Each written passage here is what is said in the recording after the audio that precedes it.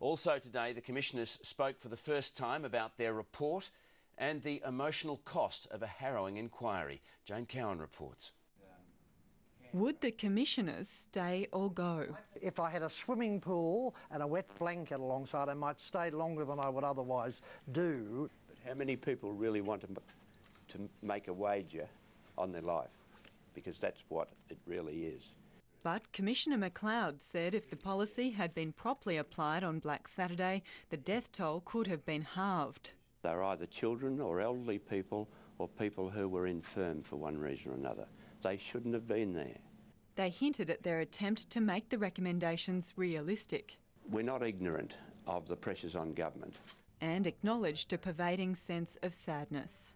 There are times that there was really a dry eye in the room. You couldn't help but feel your heart had taken over from your mind.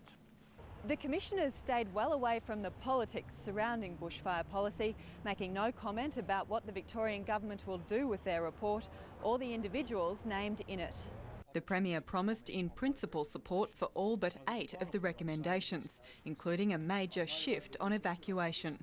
We do fully support voluntary evacuation. But other big ticket items like underground power lines and land buybacks are on a shakier footing. We are not ruling in, we are not ruling out those recommendations. The government should be accepting, in principle, all the recommendations and getting on with it. As for the Commissioners... It's a pity if we simply go off and read a book. I'm certainly exhausted, but with the satisfaction of feeling that I've done all I reasonably could for the 173, I will, if the Daylesford CFA will take me, volunteer.